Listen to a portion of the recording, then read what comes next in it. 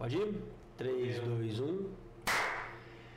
Pessoal, muito bem-vindos. Esse é mais um episódio do nosso Papo Franco, um novo podcast que a gente está trocando ideias com pessoas aqui de BH que se destacam de uma forma muito especial. Bom, mas a gente está convidando uma pessoa que não tem muita relação com Belo Horizonte, mas é uma pessoa que é extremamente relevante no cenário político do Brasil. É o diretor executivo do Livres, associação que eu faço parte, inclusive. Eu vou deixar você explicar o Livres, que acho que fica melhor. Mas é uma associação que eu faço, inclusive sou um dos líderes Livres 2024. Magno, muito bem-vindo ao Papo Franco. Vamos conversar sobretudo hoje sobre política, as eleições de 2024 e como uma cidade ela consegue se desenvolver adotando iniciativas liberais. Bem-vindo ao Papo Franco. Um brinde. Obrigado, Samuel. E salve o Clube Atlético Mineiro. E o Vasco da Gama. E, são irmãos, hein? São todos irmãos. Os times tristes do Brasil. É verdade, o Vasco e o Atlético são irmãos próximos, né? Direto, eu sou um frequentador de estádio e direto há pessoas com camisas do Atlético nos jogos do Vasco. Aqui também é a mesma coisa. E o interessante é quando tem jogos Atlético contra o Vasco e vice-versa, você tem até um policiamento diferente. Você tem uma organização da torcida visitante, uma abertura. Eu acho muito massa essa interação. O mesmo acontece com Palmeiras, Grêmio. Né? Eu moro em São Paulo, então já tive alguns jogos lá. Tá? Eu gosto de São Paulo. Meus sentimentos. Gosto de São Paulo. É uma cidade que tem suas questões. Não é para quem gosta de uma vida calma, para quem gosta de vida agitada. Eu acho que o lugar para se morar é São Paulo. E eu vou muito ao estádio, então jogos contra o Palmeiras ou de Palmeiras com outras equipes, você vê muitas camisas de Vasco, Atlético por lá. E há pouco tempo tive em Porto Alegre num jogo do Grêmio também tinha. É um sentimento legal. É a irmandade das torcidas. De viver provisoriamente como seria se a gente vivesse numa sociedade um pouco mais civilizada, em que as pessoas aceitam que, bem, você pode cometer a loucura de torcer para outro time que não o Vasco e a gente respeita mesmo assim. Acho que pior que o Vasco é o Botafogo mesmo. Acho que pior que o Vasco é cada vez mais difícil de encontrar. A gente tem se esmerado aí para ser o pior. A gente vê, acho que o Botafogo ano passado nos fez sentir um pouquinho menos pior com aquela disparada na frente, depois a queda. Inclusive a queda do Botafogo ajudou o Vasco a se livrar do rebaixamento, porque entre o jogo que o Botafogo tomou aquela virada do Palmeiras e entre o jogo que o Botafogo tomou a virada do Grêmio, o Botafogo jogou contra o Vasco e perdeu. E esses 3 pontos foram fundamentais para o Vasco estar na Série A hoje, senão estaríamos rebaixados. Que coisa maravilhosa. Então nós nos beneficiamos um pouco da derrocada do Botafogo no ano passado. Mas, Magno, explica pra gente o que é o Livres. Bem, o Livres é uma associação da sociedade civil. A gente trabalha como uma organização independente. O nosso financiamento é 100% privado, seja dos nossos associados, seja de doadores individuais que colaboram com a nossa causa. Nós costumamos dizer que trabalhamos em 3 eixos. Um eixo de formação de novas lideranças.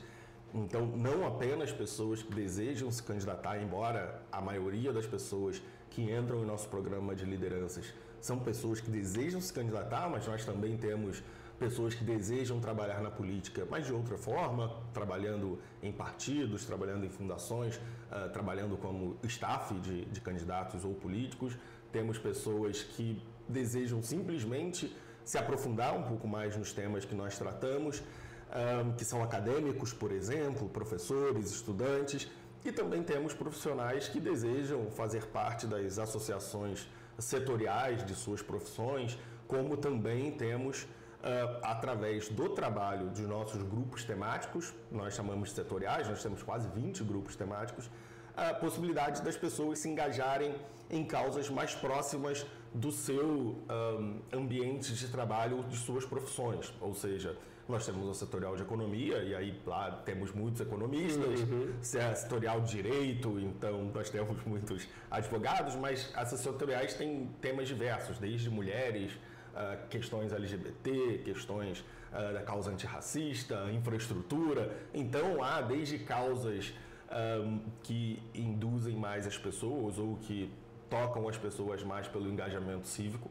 ou por causas mais técnicas, nós temos uma ampla gama de causas nas quais as pessoas podem se associar. Além disso, nós também temos um trabalho de divulgação das nossas ideias, então o Livres faz constantemente notas técnicas, boletins técnicos, de não só orientação sobre projetos de lei, isso nós tratamos muito com mandatários nas casas legislativas, mas também de comentários acerca de projetos de lei ou de ideias que estão em debate na sociedade. Então, de formação, inclusive, da sociedade. Não só... Isso. Eu vi uma discussão que gerou no grupo, eu vi várias iniciativas de líderes e de outros associados sobre a PEC do quinquênio, por exemplo, que está reativando, tramitando aqui agora, que foi um assunto que vai causar um rombo de bilhões caso seja aprovada. Né? Por exemplo, a PEC do quinquênio nesse momento foi apreciada somente pela CCJ do Senado, mas por ser uma PEC que não só tem um impacto significativo, uma comissão de especialistas do próprio Senado Federal estimou que o custo dessa PEC seria na ordem de 80 bilhões de reais em 3 anos, mas também por vermos que há uma PEC com força e chance de ser aprovada, então nós trabalhamos aí não só com os líderes, mas também junto à imprensa, junto à sociedade civil, então é uma coisa na qual também a gente se engaja. E além disso, por último, nós fazemos um trabalho, como eu já disse, com boletins técnicos, com uma análise técnica de projetos com os congressistas, e aí seja membros de Câmara de Vereadores, de Assembleias Legislativas, do próprio Congresso Nacional ou seus assessores, nós trabalhamos aí junto com os nossos associados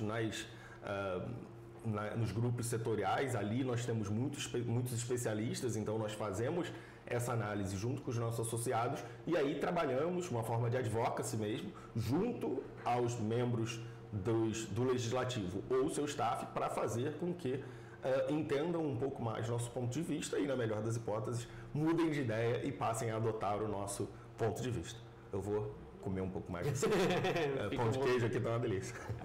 Porque o pão de queijo mineiro, feito em Minas, ele pode ser o mesmo saquinho, mas se foi feito pelo mineiro, você pode ter certeza que é 15 vezes melhor. Tenho certeza, está muito diferente da casa de pão de queijo que tem lá no São Paulo. Aquilo ali é uma falcatrua para tirar dinheiro dos outros. Mas, perfeito. Hoje tem quantos associados e quantos líderes mandatários explica o pessoal, o Livres, pessoal, não é um partido, ele é um movimento, uma associação suprapartidária. Então, ele se um mandatário ele está afiliado ao União Brasil, por exemplo, é possível que tenha filiados ao MDB, filiados ao PSDB, sim, filiados ao Novo, enfim, né? Nós trabalhamos como uma associação mesmo, tentando reunir pessoas que compartilham a nossa visão para uma sociedade de mercados competitivos, uma sociedade aberta para o mundo em termos comerciais, mas também aberta em termos sociais. E a nossa intenção é reunir essas pessoas num organismo ali em que a gente possa debater, trocar ideias, formular ideias também, é uma coisa bastante importante, independentemente da filiação partidária. O Brasil, como todo mundo sabe, tem partidos, tem muitos partidos e as pessoas acabam se pulverizando por partidos, geralmente por questões locais. Às vezes, numa cidade, um partido tem um perfil A e na outra cidade o partido tem um perfil B, e as pessoas, mesmo que compartilhem 99% das ideias, podem acabar em partidos diferentes. E então, para a gente é importante ter pessoas de partidos diferentes. E deve ter uma estratégia política que a gente sabe muito bem da realidade de entrar no partido através de uma chapa, né? Exato. Todo aquele cálculo da realpolitik lá na frente, isso, que eu posso morrer de amores por um partido, mas se eu, enquanto pré-candidato, não tiver viabilidade... ou às vezes aquela chapa não te contempla, ou às vezes o partido na tua cidade é liderado por uma pessoa com quem você não tem muita afinidade, em outro partido que em 99% do território brasileiro tem um outro direcionamento, mas às vezes na tua cidade é um bom partido, ou então te oferece uma boa chapa. A gente aprendeu muito nos últimos anos a lidar com a realpolitik brasileira, né? Acho que há duas formas de se ver a política e é muito difícil conciliar essas duas, que é uma forma ideológica, uma forma que pensa no mundo como o mundo deveria ser, e eu acho que as redes sociais refletem um pouco desse pensamento, uma forma mais acadêmica de se abordar a política, dos partidos políticos, como se representassem uma ideia única, e tem a política real ali do dia a dia, em que há diversos movimentos que precisam ser pensados, planejados, e não tem, às vezes, muito a ver com visões de mundo, tem a ver com a realidade ali na ponta. Então, a gente aprendeu muito nos últimos anos, e não é uma tarefa fácil, mas é como a gente tenta fazer o nosso movimento operar. Levando em consideração sempre as realidades das pessoas na ponta. É muito difícil a gente dizer vai para esse partido ou não vai para esse partido, porque os partidos são muitos, mas fazendo com que o que una todas essas pessoas nessa associação é uma visão comum de mundo, independentemente de como, na prática, elas vão exercer a atuação de cada uma delas. Você acha que por isso que talvez o Livres não tenha se tornado um partido até hoje? Eu acho que há dois motivos. Um motivo porque há muitos partidos, mas há poucas organizações na sociedade civil fazendo o que a gente faz. Então, acho que a gente preenche uma necessidade na sociedade brasileira e que nós não avaliamos que haja uma falta de partidos políticos hoje no Brasil, mas também porque hoje a sociedade brasileira já tem muitos partidos à disposição e formar um partido político, apesar do que as pessoas acreditam, é muito difícil. Dá trabalho demais. Dá muito trabalho, né? E talvez essa seja uma das grandes lendas da política brasileira, que as pessoas acham que é muito fácil formar partido, porque nós temos muitos partidos, mas é muito difícil, dá muito trabalho e custa muito dinheiro. Eu acompanhei, ano passado, um movimento de um grupo de pessoas, né, encabeçados por um rapaz lá de Guarulhos, se eu não me engano, que é o Partido do Esporte. Já ouviu falar? Não. Pois é. E aí estão me relatando que a primeira etapa são 100 assinaturas no estatuto. Dentro dessas 100 assinaturas é necessário ter, se eu não me engano, 6 estados ou 7 estados diferentes na composição. Após isso, é encaminhado um protocolo solicitando ao TSE a abertura. Então ele fala assim, olha, ok, você está liberado, você tem 2 anos para captar meio milhão de assinaturas, dividido em 7, 8, 9 estados, com tantos por cento, assim.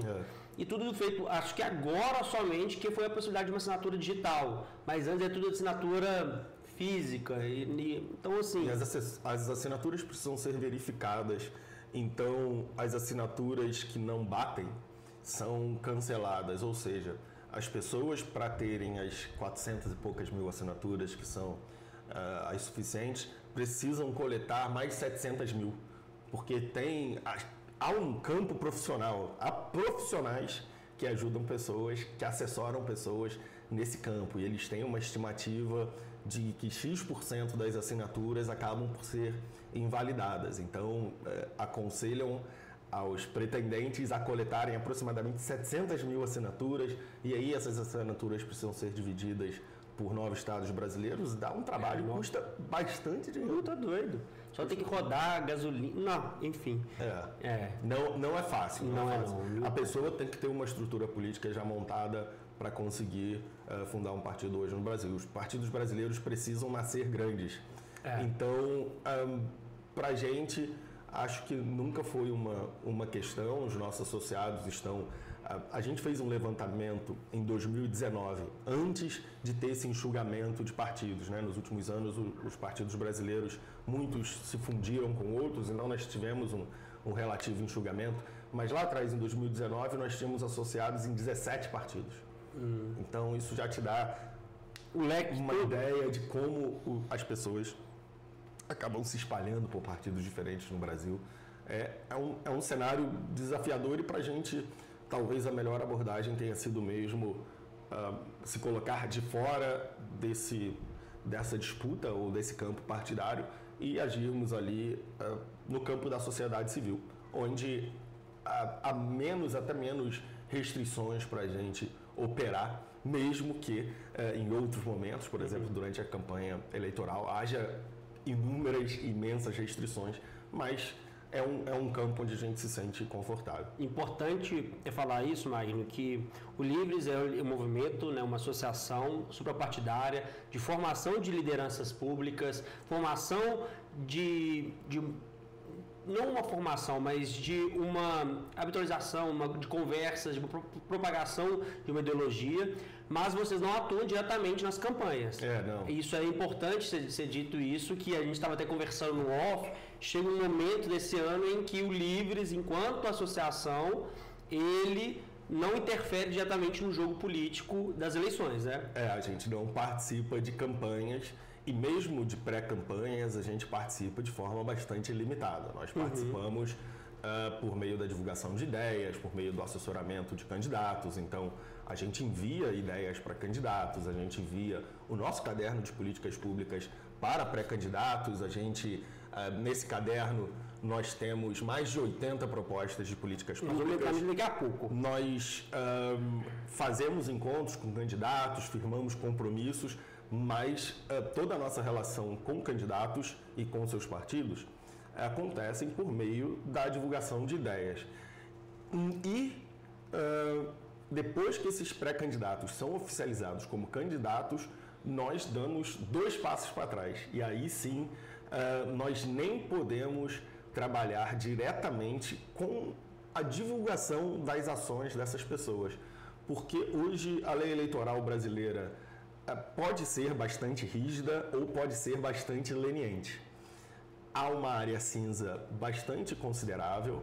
A aplicação da lei eleitoral brasileira, por vezes, é muito forte, por vezes é muito fraca. Depende do candidato. Depende do juiz, depende do candidato, depende do momento, depende da localidade. Então, nós preferimos nem chegar perto dessa questão toda. É como se o limite mínimo para se beber e dirigir fosse desconhecido, a gente prefere não beber de jeito nenhum. Então, como a gente não sabe exatamente como acontece a aplicação da lei eleitoral, e eu acho que nas últimas eleições não faltam exemplos de pré-candidatos ou candidatos violando as leis eleitorais e saindo praticamente impunes, ou então alguém faz um post e toma uma penalidade fortíssima, a gente prefere não entrar nesse tema. E aí, durante o período eleitoral, a gente fala só de ideias, 100% de ideias, e tenta se manter o mais distante possível das disputas eleitorais propriamente ditas. Então, se você é líder Livres e vai ser candidatar, você não pense em amolar eles na época da eleição. Você pode me amolar o quanto você quiser agora. Você tem até dia 5 de agosto para me amolar. Depois, infelizmente, tudo que eu posso fazer pelos líderes livres que serão candidatos será torcer para que tudo corra bem. Mas a gente, falando dos líderes livres, aqui de BH, quem são eles? Nós temos alguns líderes livres de BH, eu vou cometer alguma injustiça se eu tentar lembrar de todos. Mas nós temos, por exemplo, 2 líderes livres que são pré-candidatos à Prefeitura de BH, a Luísa Barreto e o Gabriel Azevedo, com quem nós mantemos constante troca de ideias. É claro que, como são 2 candidatos em 2 chapas diferentes, o nosso suporte a cada um deles tem que ser um suporte justo, igualitário, sem favorecer nenhum deles. Vou me reunir com os 2 durante essa minha estadia aqui em Belo Horizonte e tentamos sempre manter a nossa relação baseado nas ideias. As disputas eleitorais são outro campo que a gente também tenta não entrar, mas nós temos hoje 115 líderes certificados em todo o país. Minas Gerais é o segundo estado com o maior número de líderes livres que nós temos. O primeiro é São Paulo, o segundo é Minas Gerais. Nós temos hoje mais uma turma de líderes livres sendo formada, então nós queremos chegar ao final do ano com 150 líderes com projetos ativos, ou seja, nós hoje temos 115 líderes livres, nós queremos estender esse leque de líderes certificados até o final do ano, mas mais do que isso, nós queremos engajar os líderes em projetos de impacto no território onde eles atuam. Então, a nossa meta é não só formar esses líderes, não só ter um número grande de líderes livres certificados, mas principalmente fazer com que eles atuem em causas relevantes, fazer com que eles colaborem entre si e que, uma vez passada as eleições, que de fato sugam muito a energia dos nossos líderes, muitos deles vão se candidatar, que eles possam continuar a servir a sociedade mesmo no período fora não eleitoral, né? Nos anos ímpares que a gente fala. Trazendo um impacto positivo para a nossa sociedade, independente de se tem mandato ou não. Ou se tem eleição ou não, né? Perfeito. Os anos eleitorais, os anos pares, costumam ter um aumento de atividades porque são anos eleitorais e, naturalmente, as pessoas ficam mais ativas. Mas o nosso desafio é também manter esse pessoal engajado, manter a sociedade viva, mesmo quando são anos não eleitorais, mesmo quando não há essa pressão das eleições se aproximando. E agora, Magno, a gente falou um pouquinho de BH, você citou a Luísa Barreto e o Gabriel. Não vou aqui tecer comentários, porque, inclusive, eu assessoro o Gabriel Azevedo há 8 anos, inclusive, então seria bastante imparcial da minha parte. Mas eu queria que você me falasse quais são os maiores desafios para uma cidade como Belo Horizonte, né, a terceira maior do país, terceira que tem o melhor cenário para investimentos e tudo mais. Ela enfrenta para adotar os princípios liberais e se desenvolver. Quais são os principais desafios que uma cidade do porte de Belo Horizonte ela enfrenta nesse sentido? Bom, as grandes cidades brasileiras têm um cenário bastante diverso, mas ao fundo acabam tendo questões bastante comuns. Por exemplo, a questão da habitação, que por muito tempo foi vista de uma forma muito quadradinha nas nossas eleições municipais. Nós tínhamos os velhos políticos populistas que vinham e prometiam conjuntos habitacionais, prometiam projetos habitacionais imensos, construção de centenas de prédios.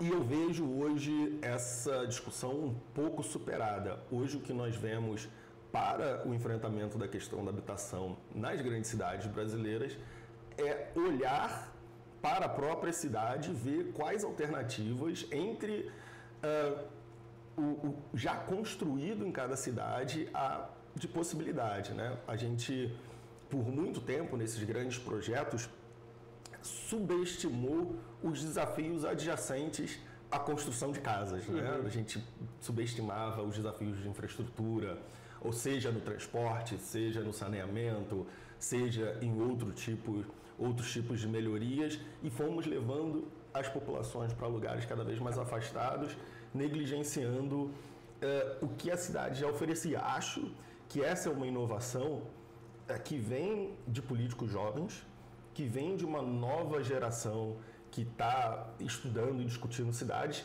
que é um problema comum das grandes cidades brasileiras. Eu estou hospedado no centro de Belo Horizonte e o centro de Belo Horizonte me lembra muito o centro de São Paulo e me lembra muito o centro do Rio de Janeiro. O centro de BH é uma joia, né? O Washington Farjado, né, o grande urbanista que inclusive começou todo um processo, fez parte do processo do Viver Centro lá do Rio de Janeiro, ele veio para cá, para BH, para poder desenhar a requalificação do centro. E ele fala que a melhor cidade que existe é que já está pronta. E tanto São Paulo, quanto Rio, quanto BH, eles estão passando pelo mesmo processo de regeneração do seu centro urbano, né? E BH, ele tem uma peculiaridade que tem inúmeros imóveis abandonados com déficit habitacional enorme na nossa cidade. E você tem também questões envoltas do plano diretor, com a outorga onerosa e com o coeficiente de aproveitamento, que limita muito uma construção civil no centro, um adensamento populacional, que no meu ponto de vista, a grande solução para esses centros. Né? Você tem um centro vívido, populoso, você supre N situações, né? Mobilidade urbana, segurança, enfim. Então, acho que é um dos grandes problemas. Eu também concordo com você, que é essa requalificação do seu centro urbano, para aí sim você começar uma expansão mais gradativa. E toca em muitos outros temas, né? Você mesmo disse, toca em transporte.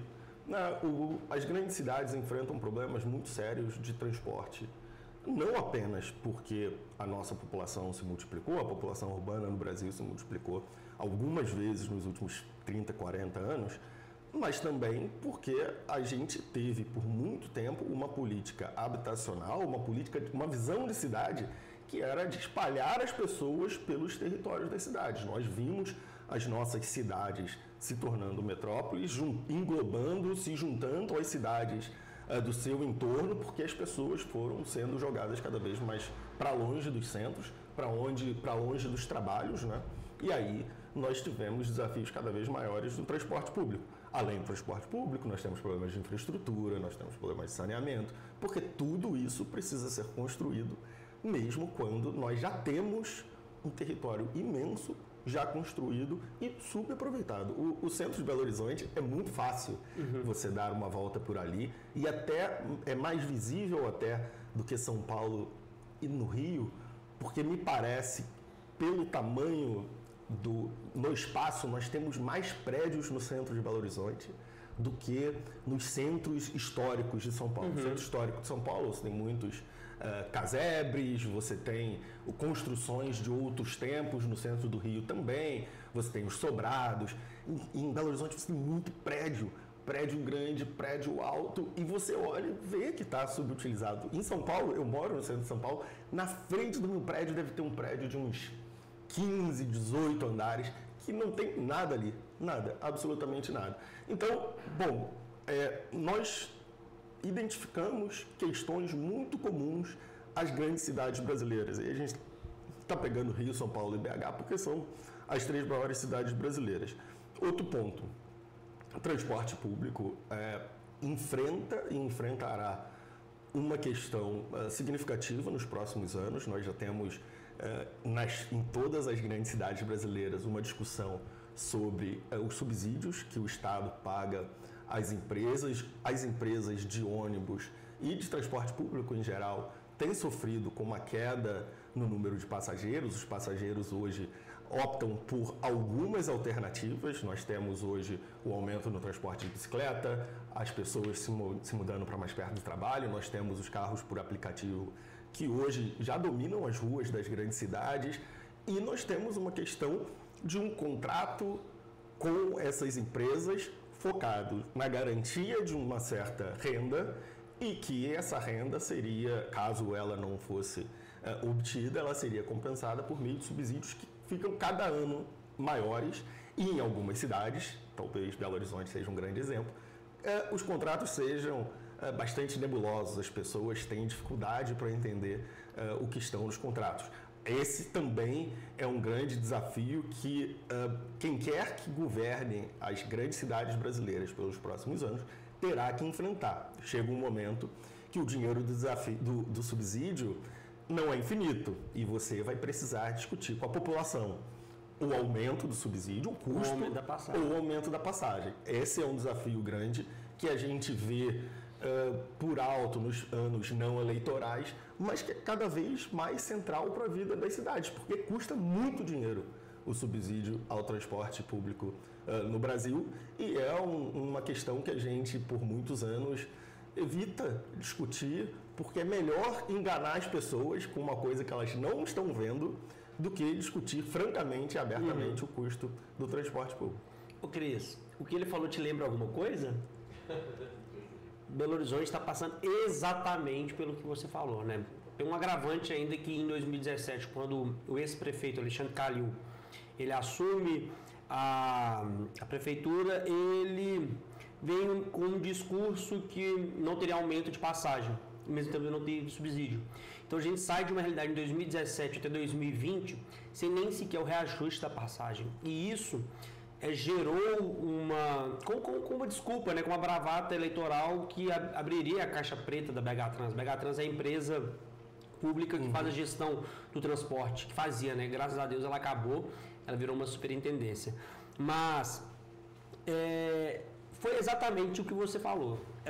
Foram um contrato de um consórcio feito em 2008 extremamente fraudulento, comprovado em CPI. Foi aprovado em 2021 subsídio, e aí iniciou-se um processo de subsídios aqui na capital, começando com 200 milhões para 500 milhões, hoje chegando a quase bilhão.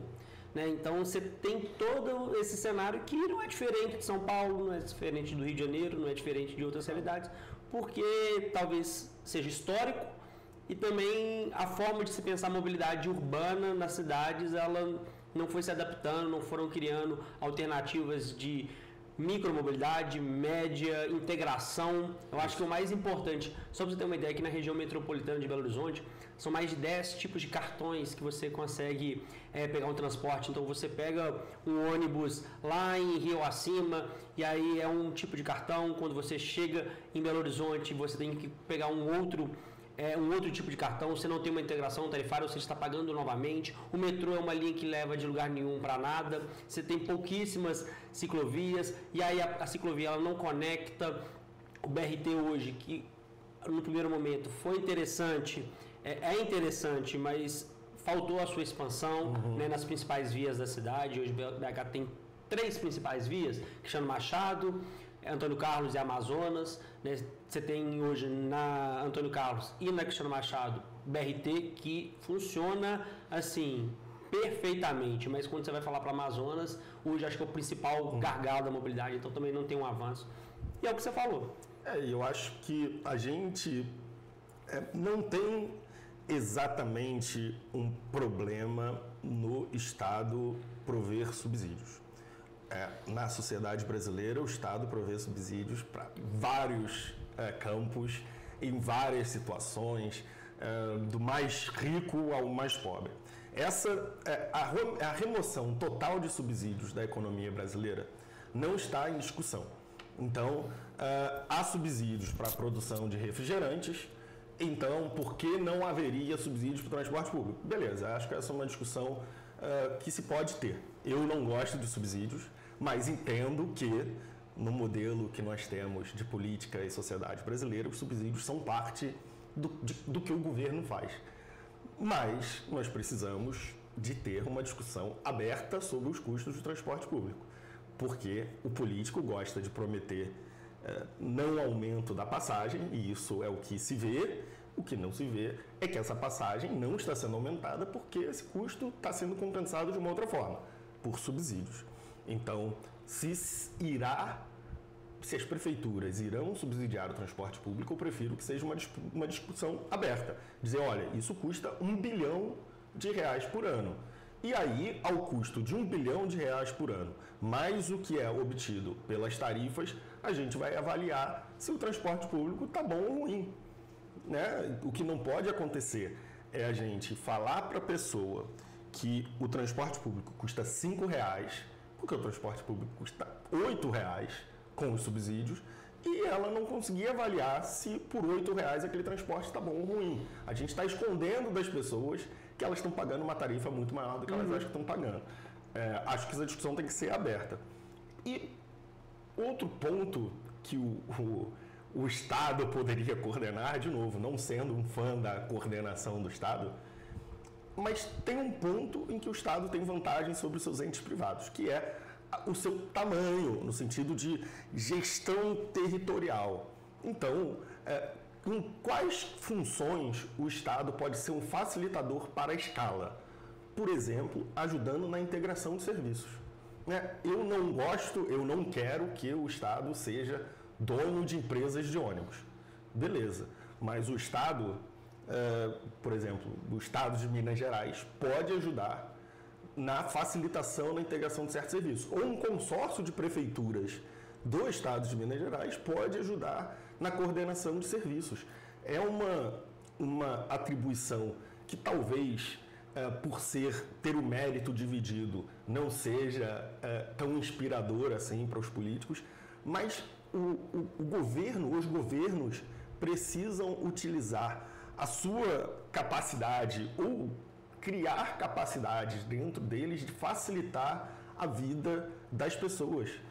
É um absurdo a gente ter métodos diferentes de pagamento para o transporte público na zona urbana de um estado brasileiro, quando nós temos processos unificados de pagamento em qualquer bar, em qualquer restaurante do mundo inteiro, por 3, 4 bandeiras, assim, sabe? Você consegue passar com o seu cartão de crédito em qualquer lugar do mundo e eles são intercambiáveis.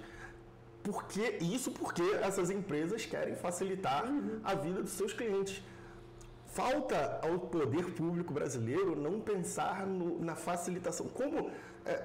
Como que eles não percebem, ou se percebem, como não colocam isso no centro de sua prioridade da política de transporte, fazer com que tivéssemos somente um meio de pagar pelo transporte público. Né? Grandes cidades do mundo têm isso. Você vai a Londres, você paga o trem, você paga o metrô, você paga o ônibus com o mesmo cartão. Você vai a Berlim, você paga o trem, você paga o metrô, você paga o ônibus com o mesmo bilhete. Você vai a Nova York, o mesmo acontece. Já tem exemplo, a gente não precisa reinventar a roda, basta ter um pouco de vontade, né?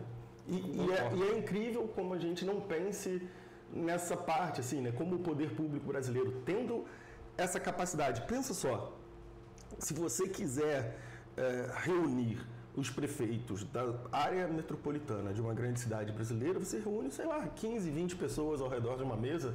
Então, gente, olha só, vamos elaborar aqui, mesmo que essa negociação leve 1 ano, 2 anos, 4 anos, mesmo que a gente precise de 100 encontros para fazer um projeto que leve à unificação dos meios de pagamento no transporte público. Não é possível que a gente não consiga fazer 20, 30 pessoas entrarem num acordo ao longo de 4 anos, uma coisa que é tão obviamente benéfica para o cidadão e que, bem... E para o Estado. E para o Estado também, né? Para o Estado, porque a gente está falando, se você tem uma integração tarifária, você está facilitando a vida da pessoa deslocada do ponto A para o ponto B, independente do seu caminho. E se o seu caminho, por exemplo, ele tiver que pegar 2 linhas de ônibus, ele tendo a segurança que com um bilhete só ele vai conseguir chegar no mesmo caminho e que talvez ele tenha ali o valor de uma passagem num período de tempo, ele consegue descer aqui, ir no comércio aqui, voltar, fazer uma outra atividade aqui. Você está estimulando que ele utilize o transporte. E se mais pessoas utilizando o transporte público, você tem, consequentemente, menos carros nas vias. E talvez menos subsídio direto para as empresas. Você tem mais pessoas pensando no transporte público como uma alternativa. E é importante que essa discussão esteja presente nas eleições desse ano. O transporte público brasileiro está perdendo clientes. O transporte público brasileiro já foi muito pior, provavelmente. Mas hoje ele conta com uma concorrência que, se você colocar 2, 3 pessoas para compartilhar um carro de aplicativo com você, o preço da tarifa é mais ou menos o mesmo. Então, ele enfrenta uma competição real, o transporte público. E, olha só, a gente não pode garantir que esse mercado vai continuar existindo só pelo subsídio. Então, quem acha que o transporte público é uma atividade que precisa perdurar, eu acho que é uma atividade importante, precisa de muitas mudanças, mas é uma atividade importante.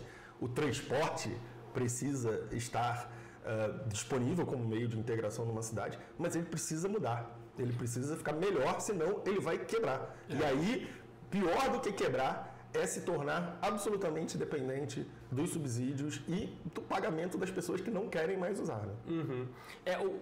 Teve uma pesquisa no final do ano passado, do IBOP, que aponta que hoje, pelo sentimento da população de Belo Horizonte, o pior problema, né, é a mobilidade urbana.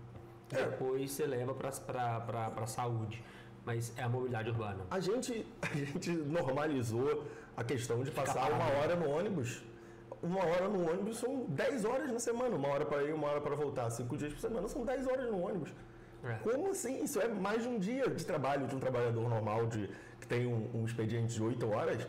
Você passou um dia extra de trabalho ou mais no ônibus ou no transporte. É claro que isso tem impactos significativos nas cidades. É claro que isso faz com que as pessoas deixem as cidades, busquem alternativas. E aí eu passo para um terceiro ponto que eu acho importantíssimo. A gente já falou de habitação, a gente falou de transporte. Eu acho que a vida econômica nas cidades também é um tema que merece a nossa atenção. As cidades brasileiras não são mais concentradoras de indústrias, de grandes empregadores. Né? A gente, até os anos 80, 90, ainda havia muitas pessoas politicamente ativas com as memórias dos anos 40, 50, 60, onde havia as grandes vilas industriais nas cidades, as grandes indústrias que empregavam milhares de pessoas nas cidades. Essa não é mais a realidade das grandes cidades brasileiras. Os empregos migraram para outros setores. Hoje, a maioria absoluta dos brasileiros é empregado por médias, pequenas e micro empresas. Então, nós estamos passando também por uma mudança na matriz econômica das cidades bastante significativa. E aí, a nossa adaptação a elas tem sido um pouco lenta.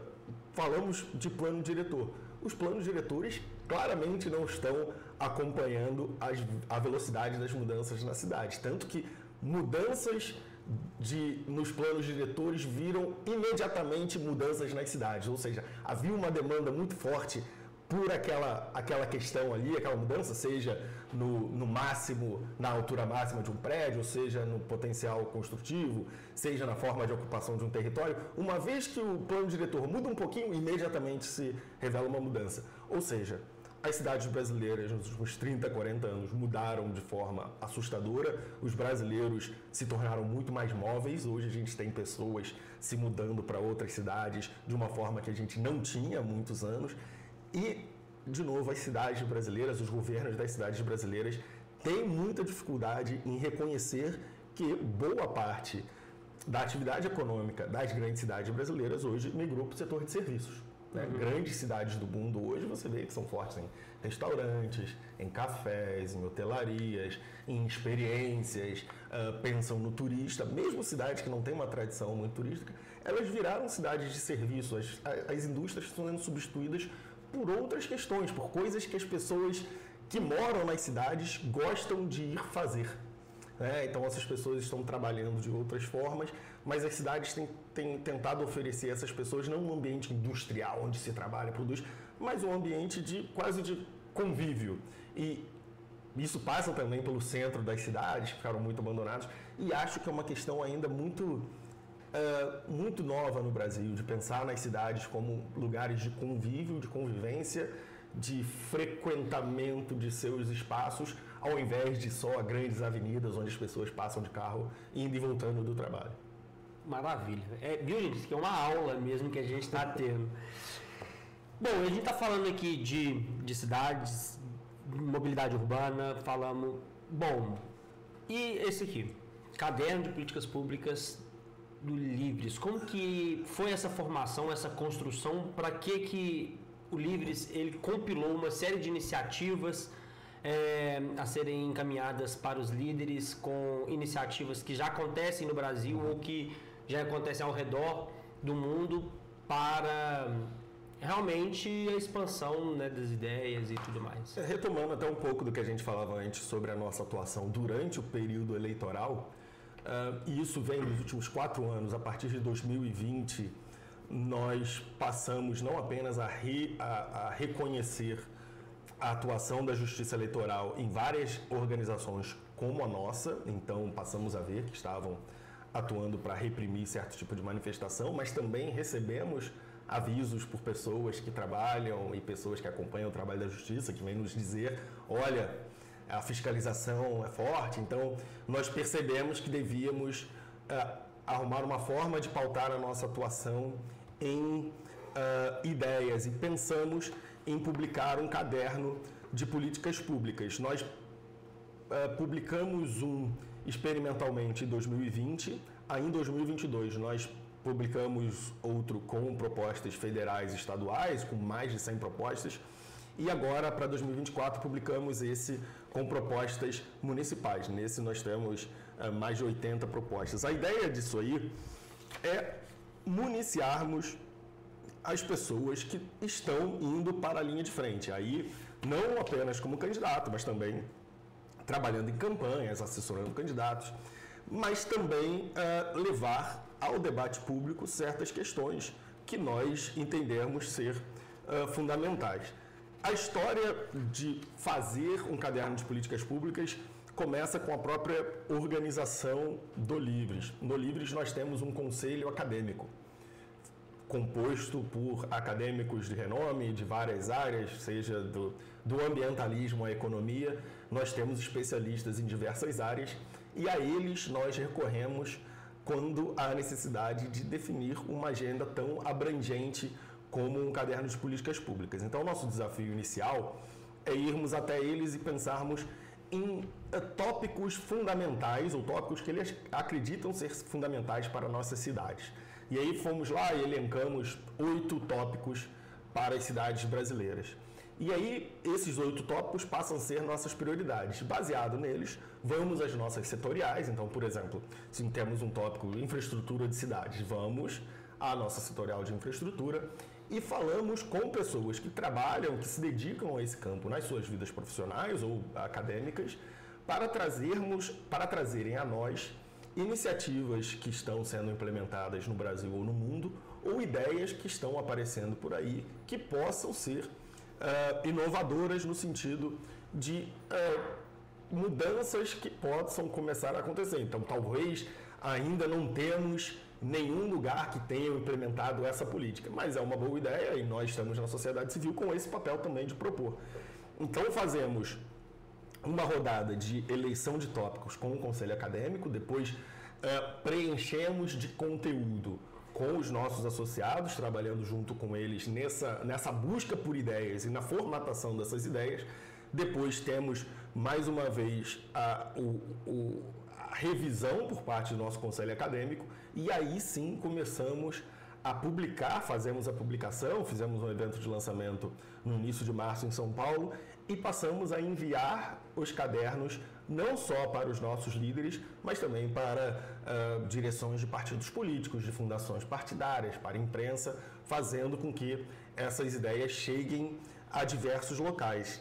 No momento que a gente está conversando agora, nós estamos chegando a 1.000 exemplares distribuídos. Então, em pouco mais de 2 meses, nós já distribuímos 1.000 e temos a meta de distribuir aproximadamente 5.000 exemplares do nosso caderno de 2024 só nesse período pré-eleitoral. E com isso, a gente vai estimulando debates. Eu, pessoalmente, participei já de dezenas de debates sobre o caderno de políticas públicas. Nossos líderes participam de debates sobre as ideias que tem por aí. A imprensa tem acesso a um número de ideias pelas quais chegam também ao trabalho do Livres e dos nossos líderes. Então, o caderno acaba sendo um instrumento de estímulo ao debate, mas também de promoção das ideias que a gente entende como serem acertadas para as nossas cidades.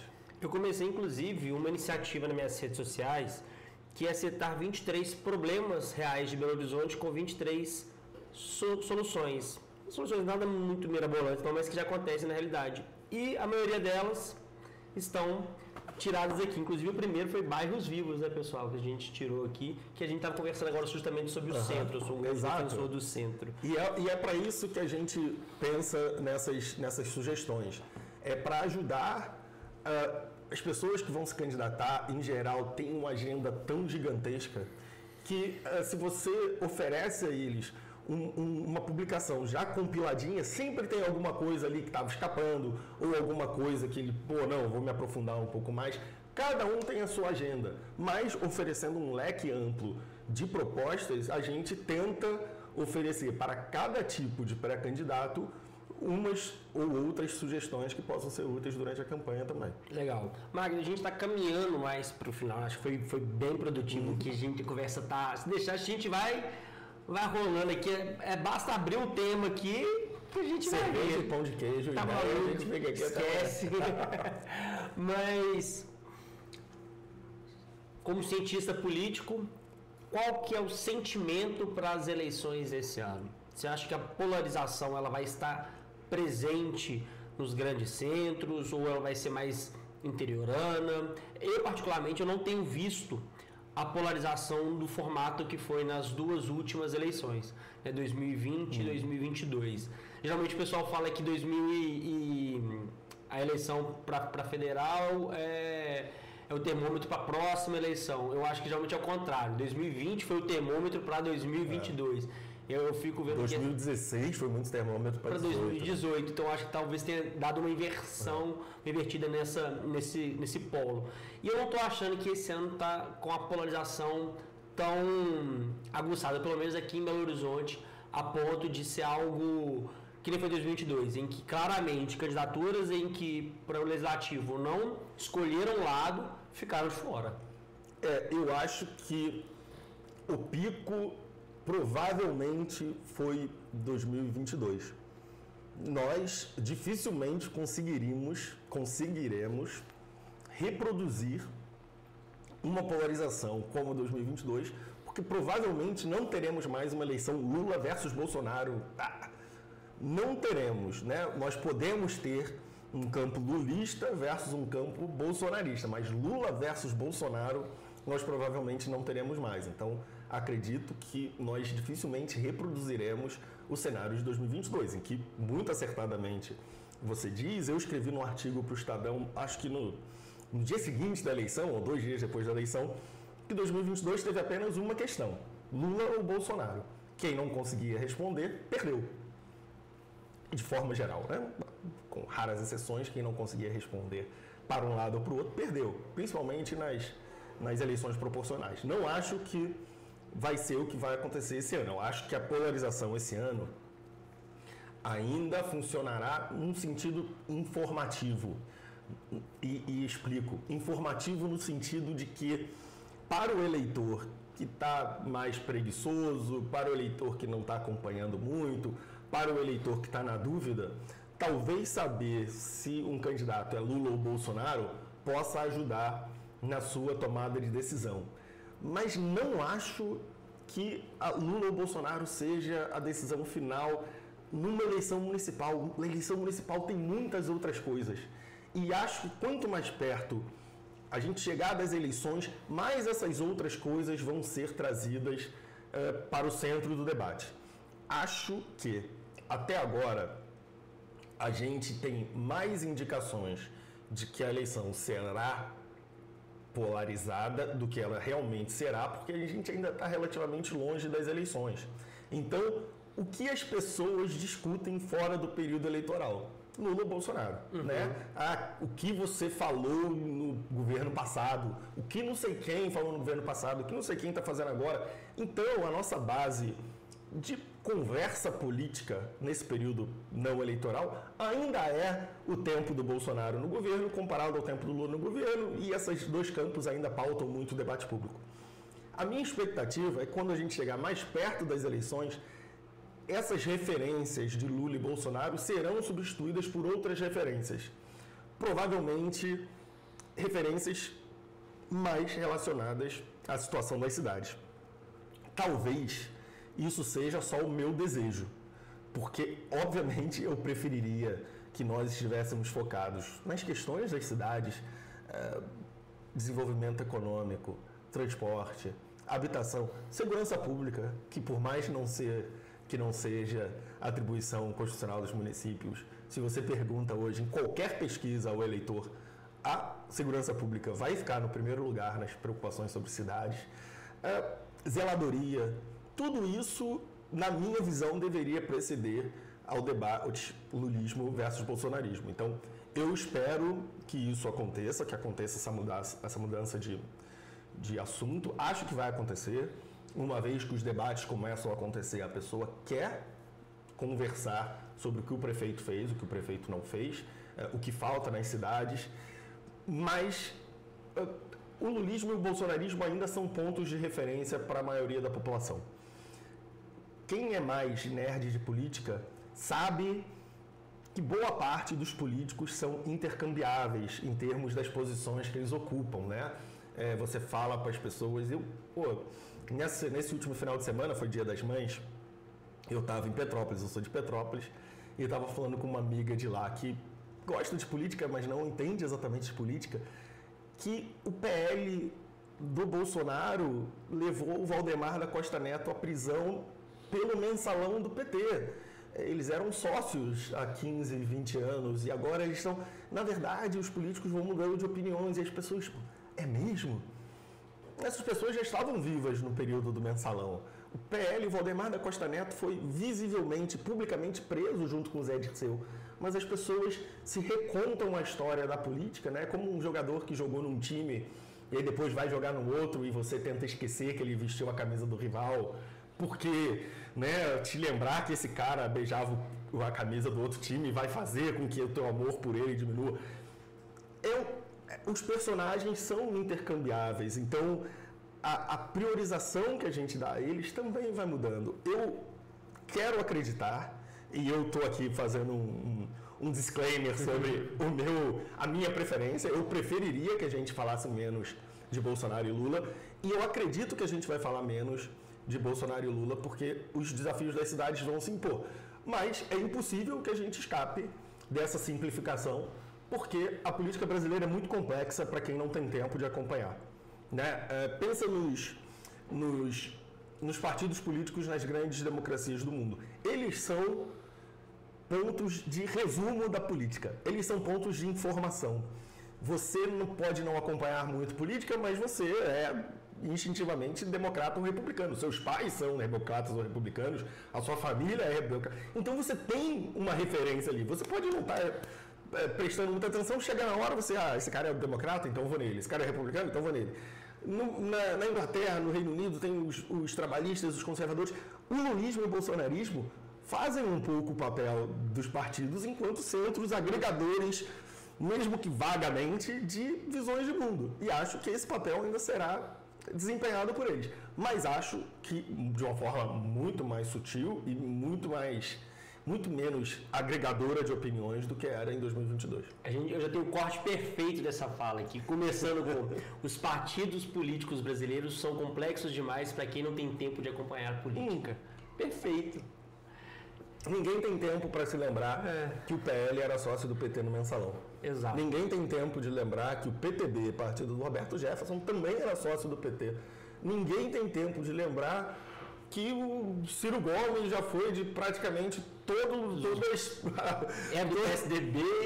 De todo o campo político partidário do Brasil. Não tem, eu lembro disso porque esse é o meu trabalho. O motorista de ônibus lembra como dirige esse modelo de ônibus, esse modelo de ônibus, esse modelo de ônibus. Eu tenho que lembrar mais ou menos das histórias dos partidos políticos brasileiros.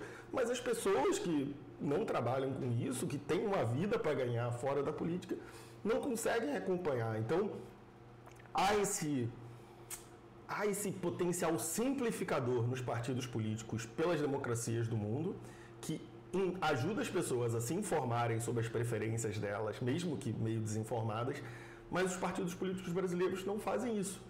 Então, quem fazem são os grandes líderes. Aí você segue o Bolsonaro, independentemente de qual partido ele esteja, independentemente se o Bolsonaro hoje é pró-privatização ou não. O Bolsonaro foi muito tempo contra a privatização, depois ficou a favor, depois contra, a favor.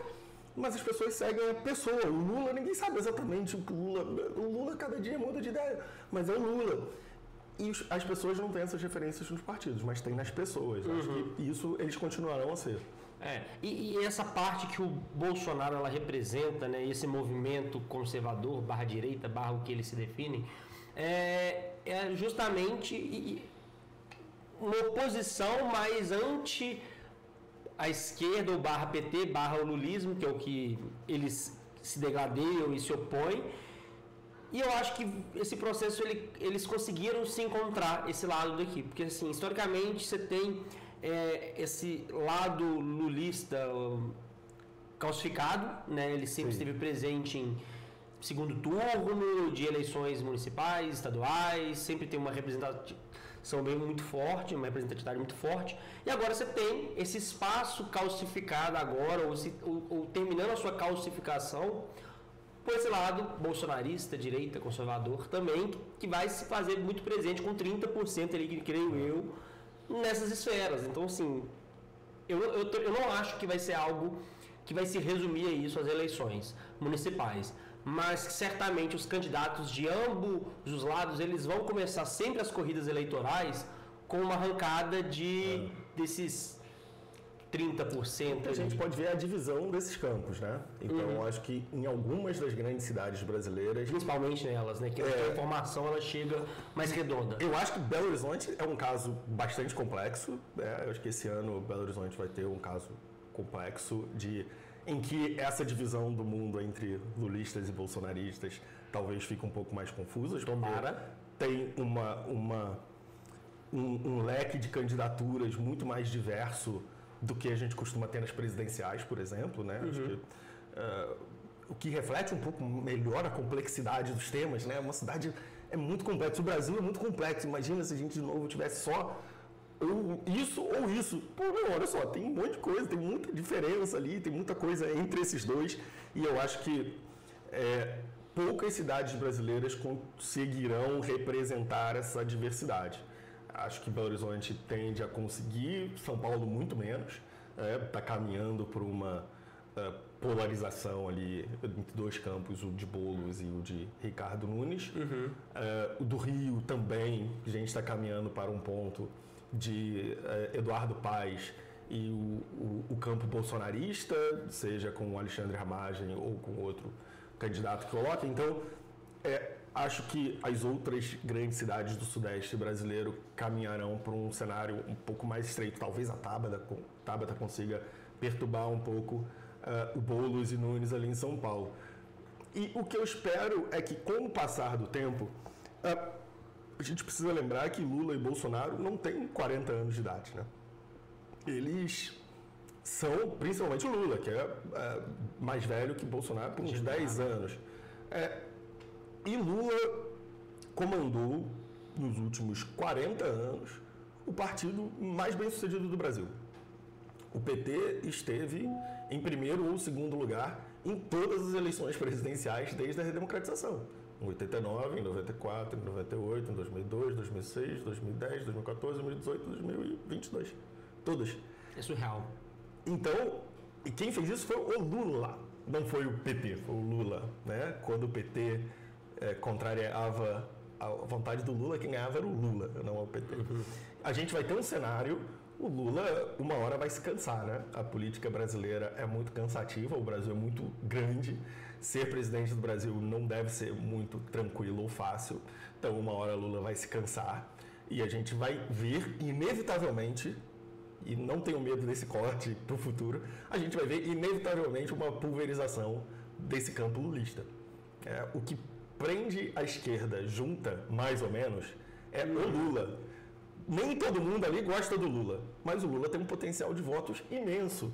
O Lula, em 2003, não era o rei da esquerda. Eu fui num Fórum Social Mundial em que o Lula foi vaiado porque as pessoas gostavam mais do Hugo Chávez. O Lula não era o rei da esquerda até 2006, talvez, quando ele realmente virou uma máquina de votos. O Lula perdeu as eleições de 94 e 98 no primeiro turno. Ele vira uma máquina de votos em 2005, 2006, ali no final do seu primeiro governo, e aí sim a esquerda vai vendo Lula como o seu grande nome em termos de potencial eleitoral. E isso faz com que as subdivisões ali fiquem mais acalmadas por atrás desse líder político que é o Lula. Uma vez que ele saia do cenário, eu acho que a gente vai ter uma pulverização e provavelmente haverá uma pulverização também no campo do Bolsonaro sem o Bolsonaro. O Bolsonaro é o Bolsonaro, ele não é o PL. O PL está expandindo enormemente nos últimos 2 anos. O PL tem se tornado uma força de atração de políticos muito forte. Não apenas por ter o maior fundo eleitoral para as próximas eleições, mas também por ter se tornado, uma máquina partidária muito grande. Valdemar da Costa Neto é um profissional, ele não é o Bolsonaro. Ele é um profissional da política, está expandindo para fora dos limites do bolsonarismo e está atraindo pessoas de centro-direita para o PL, provavelmente já pensando numa alternativa ao Bolsonaro. Uma vez que se a onda do Bolsonaro passar, imagino que o Valdemar pense, né? Eu tenho na próxima eleição mesmo.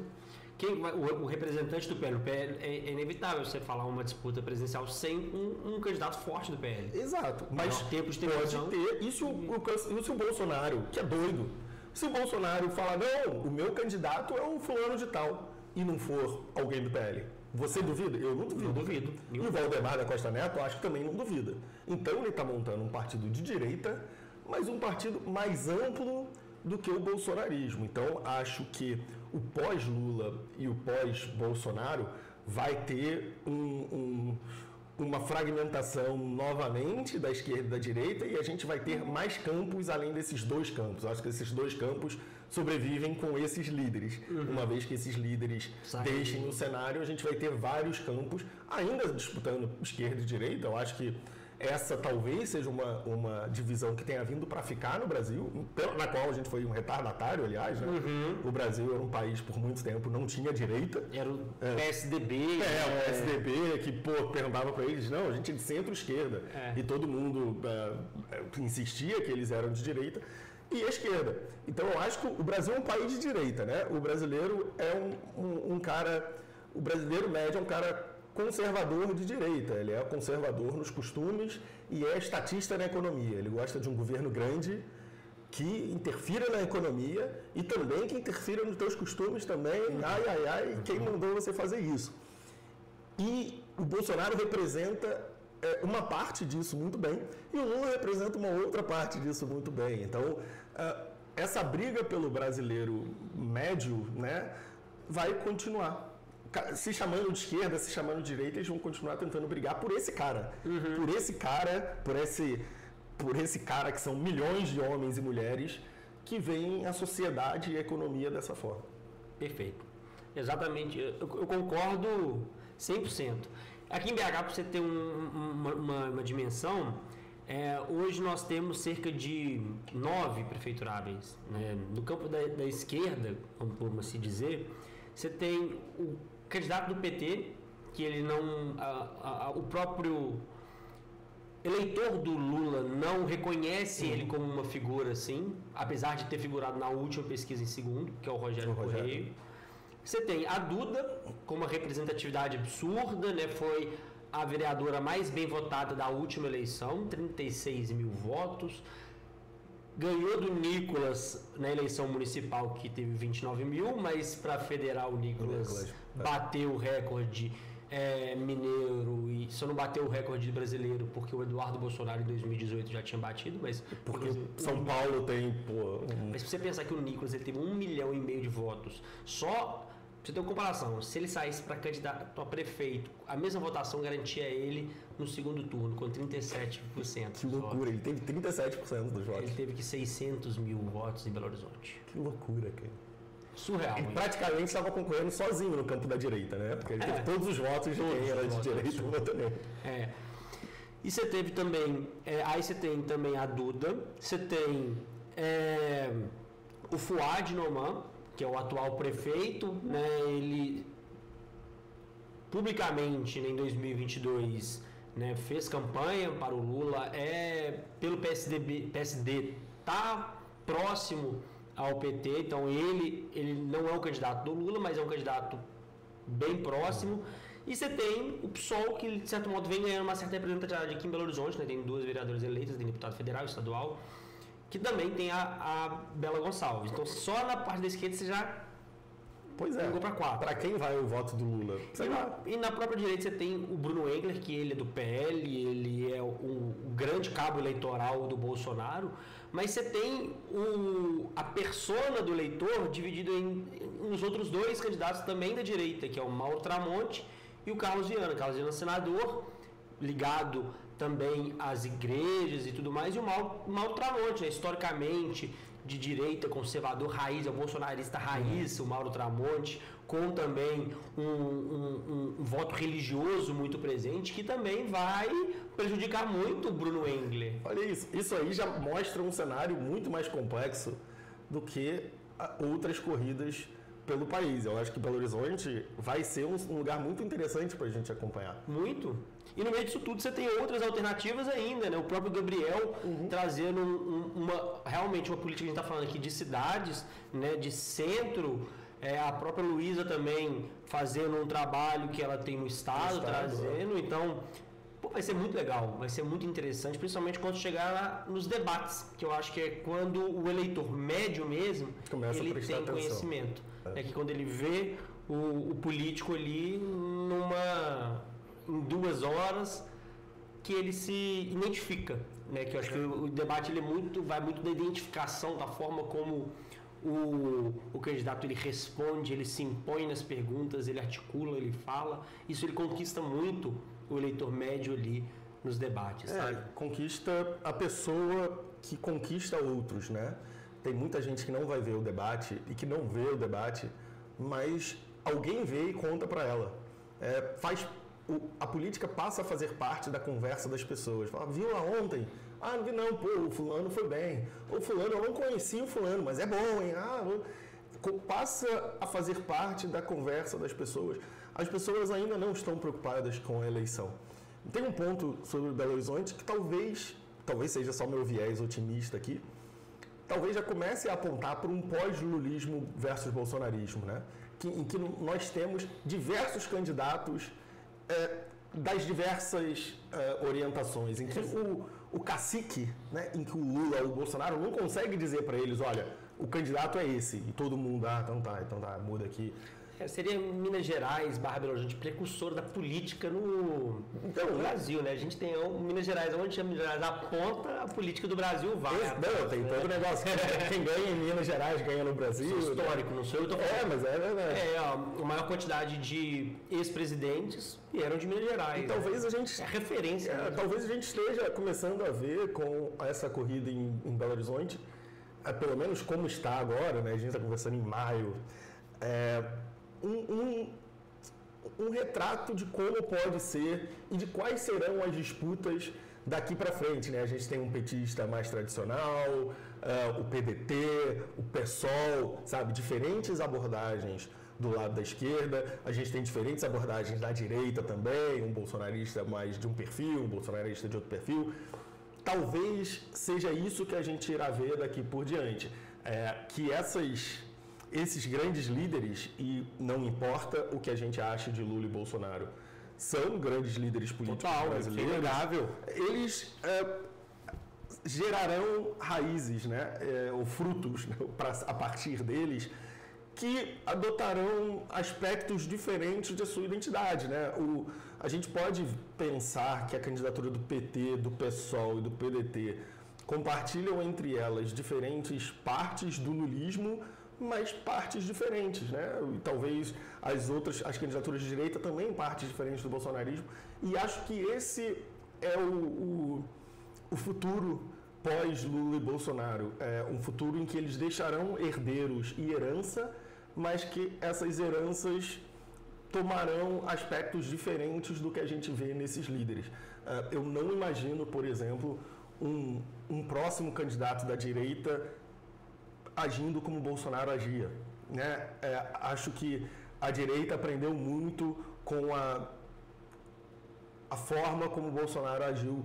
Certamente, todos os políticos de direita sabem que se o Bolsonaro fosse um pouco mais normal, ele teria vencido as eleições de 2022.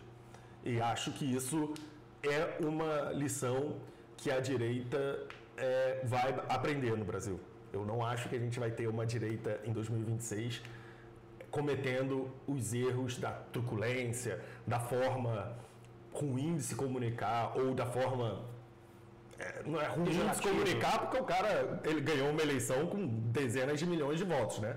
Por mérito da sua comunicação. Mas a forma como o presidente Bolsonaro se comunicava e não o candidato Bolsonaro se comunicava era uma forma muito ruim, que custou a ele muitos votos. Acho que a direita aprendeu com isso e aprenderá e vai ter uma candidatura diferente em 26. E acho que também a esquerda aprenderá muitas lições com o que o Lula passou durante esses anos, seja pelo lado bom, né, das suas iniciativas que deram certo, seja pelas inúmeras questões que ele entrou durante os seus mandatos, as suas relações com empresas, com empresários, que acabaram por o levar a passar quase 2 anos na cadeia, que é um período gigantesco, inimaginável para qualquer pessoa. Com certeza. Magno, chegamos no final. Antes da gente se despedir, eu queria só que você nos falasse quais são os próximos passos do Livres, né? O que a gente pode esperar do Livres agora, pós-eleição, né? Já mencionou aqui um pouquinho qual é o seu trabalho até lá, mas o pós-eleição nos próximos ali 2 anos, que é a próxima eleição, sim, 4, enfim. Bom, o nosso trabalho é melhorar o que temos feito nos últimos 4 anos. Os primeiros 4 anos de uma organização são bastante complicados, principalmente se você lida com a política, principalmente se você lida com a política no Brasil. nós tentamos uma série de coisas, nós temos uma abordagem em relação às nossas atividades, meio que como as startups fazem, né? Você tenta, avalia, se deu certo, segue, se não deu, muda, tenta outra coisa, avalia. Baseado nessa abordagem, acho que a gente vai investir bastante na formação de mais líderes. Os líderes são multiplicadores de ideias, de mensagens pelo país. Há uma demanda muito grande, principalmente entre os jovens, por uma abordagem econômica que seja mais antenada com a vida dos jovens. As pessoas que hoje têm 20 e poucos anos, 30 e poucos anos, viveram uma vida absolutamente diferente que a geração do Lula e da Dilma viveram. Então, a gente pensa que a visão do jovem sobre a economia está em conflito com o que a esquerda tradicional brasileira prega. Então, nós gostaríamos de oferecer uma visão liberal para esse jovem que está começando a ver o mundo, está entrando no mercado de trabalho, ver como uma alternativa. Ao mesmo tempo, nós também preferimos uma visão de sociedade mais aberta, mais tolerante, mais moderna, diferente do que as visões que a direita bolsonarista mais tradicional também oferece. Então, nós acreditamos que há muito espaço para o crescimento das ideias liberais entre os jovens no Brasil. Então, nós vamos qualificar mais líderes, vamos falar com mais pessoas, vamos fazer mais encontros, fazer o que os partidos políticos brasileiros não fazem. Os partidos políticos brasileiros não formam ninguém, não trabalham no debate de ideias. Eu costumo perguntar às pessoas, qual foi a última vez que você foi convidado para um evento de um partido? Pô, eu que trabalho com isso não vejo. Ano eleitoral acaba aparecendo uma outra coisa, mas não há. Então, a gente acredita que há um gap aí, há um espaço para que se faça formação política, debate político, debate aberto, público, para as pessoas terem contato com quem está produzindo o conhecimento, seja na academia, seja mesmo no debate público, com os intelectuais públicos, seja com os políticos também. É uma coisa que a gente pretende expandir. Além disso, nós temos alguns projetos nos quais nós gostaríamos de nos dedicar. O principal deles um tema que a gente vem trabalhando há muito tempo, por exemplo, que é do serviço militar obrigatório. A gente acredita que o Brasil é uma democracia consolidada, nós estamos aí com quase 40 anos desde a redemocratização, o Brasil não é um país que tem conflitos bélicos com seus vizinhos e que é um contrassenso nós ainda termos o alistamento obrigatório para os jovens, que nós acreditamos que o Brasil poderia ter um serviço militar 100% voluntário, sem perdas para ninguém. Hoje, o Exército, as Forças Armadas brasileiras, já tem mais pessoas querendo servir do que vagas disponíveis, ou seja, todas as vagas poderiam ser preenchidas apenas com pessoas que gostariam de servir. Então, esse é um tema que a gente já trabalha há muito tempo, é um tema de princípios para a gente. Quando a gente pensa em liberdade individual, para a gente não faz sentido a gente ter um jovem brasileiro dando um ano da sua vida contra a sua vontade para uma missão que ele não escolheu para si. Então, esse é um trabalho que a gente faz. Além disso, a gente toca muitos trabalhos temáticos. No início desse ano, a gente voltou a fazer uma campanha que a gente já tinha feito anteriormente a respeito da integração comercial do Brasil com o mundo. Nós somos ainda um país muito fechado. Não somos um país fechado como éramos no início dos anos 90, em que você tinha lojas especializadas em artigos importados. Então, você queria comprar uma coisa importada, eu lembro disso, você ia na importadora. Na minha cidade chama importadora. Você ia lá e tinha desde cerveja, a canivete, a chiclete, a bonés, você tinha numa única loja, porque o Brasil era muito fechado, só tinha acesso a produtos importados naquele lugar. No supermercado você tinha a gôndola dos produtos importados. E o Brasil melhorou, mas continua muito fechado. A participação do Brasil na economia mundial é muito pequena e isso se reflete nos nossos preços. O pobre brasileiro paga muito caro pelos produtos, porque o Brasil é um país fechado, que privilegia uma elite industrial, comercial, local. A gente estava falando no início da nossa conversa sobre subsídios. O Brasil subsidia os seus poderosos de várias formas, e uma dessas formas é impedir a concorrência, o que se reflete em preços mais caros, né? Quem pode viajar para outros países, vai para outros países e compra artigos mais baratos, ou seja, eu posso viajar para outro país, então eu compro essa camisa muito mais barata do que eu compraria num shopping aqui em Belo Horizonte, eu compro um tênis muito mais barato do que eu compraria, porque o mercado brasileiro é muito fechado. Então, essa é uma outra discussão, por exemplo, que nós gostaríamos de tocar com a sociedade brasileira, o custo do fechamento do Brasil para produtos estrangeiros, como isso aloca a nossa força de trabalho, o nosso potencial econômico de um jeito contraproducente e como isso dificulta desproporcionalmente a vida de quem é mais pobre, porque quem é menos pobre viaja para outro lugar e compra no exterior. Quem é mais pobre não tem jeito, compra aqui, paga em 24 vezes, um preço muito mais caro, paga os juros, paga da forma que conseguir. Maravilha, não? Se deixasse aqui, a gente tinha muito tempo ainda. Eu ficaria apostas ainda, cassino, jogo de azar, drogas e por aí vai. Eu tenho certeza essa questão da futebol, interferência do Estado, da Caixa, muita coisa. Mas isso aí, gente, a gente vai continuar conversando no outro dia a gente pode fazer só sobre os patrocínios da Caixa Econômica para os clubes de futebol brasileiro. E jogos de azar. O tema que eu queria muito ter falado é sobre a questão dos cassinos, a regulamentação. Mas... Parece que vai avançar. Parece que vai avançar. Eu acho que muito mais por força da sociedade, da tecnologia, do que por força dos políticos, né? Como na regulamentação dos aplicativos, que os aplicativos, na primeira tentativa de regulamentação, foram barrados em quase todas as câmaras de vereadores, mas depois conseguiram um número de usuários tão grande que os vereadores não conseguiam mais parar. O jogo é mais ou menos isso. As bets conseguiram encontrar um espaço para operar antes da legislação, conseguiram fazer com que o brasileiro apostasse, conseguiram ver com que o brasileiro percebesse que não é o fim do mundo. É claro que tem problemas, né? Mas acho que vai avançar porque conseguiram convencer os brasileiros antes de convencer os políticos. Agora que os brasileiros estão convencidos, os políticos vão... As apostas esportivas, né? Cassinos online, bets, estão presentes, claro, na maioria, em todos os times de futebol, né? Todas as patrocínios de times de futebol. Então, recentemente, agora, contratando um name rights de um estádio, eu não lembro qual é, mas certamente. Na cultura, você tem cantores que já são patrocinados, influências digital, então eu não preciso nem falar. Até podcast, né, eles são patrocinadores. A gente aqui, no outro podcast, que é o podcast das Gerais, também é o parceiro da Estrela Bet, então... Fica aqui já o merchan para você também. De graça. De graça não. Não, de graça nessa aqui, é uma amostra grátis aqui. Né? Mas é isso, Mário, muito obrigado. Obrigado. E vamos continuar o papo. Obrigado por ter vindo aqui trocar uma ideia no Papo Franco, a gente ter falado de política, ter falado de Belo Horizonte, ter falado das ideias liberais, ter falado do livro, do caderno de políticas públicas e por aí vai. Muita coisa.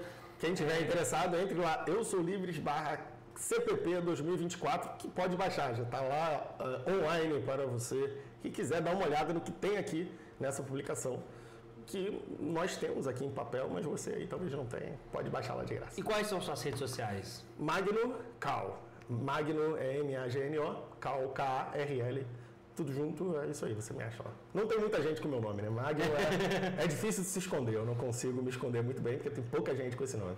Muito obrigado, meu querido. Um beijo, até mais, gente. Fechou? Fechou?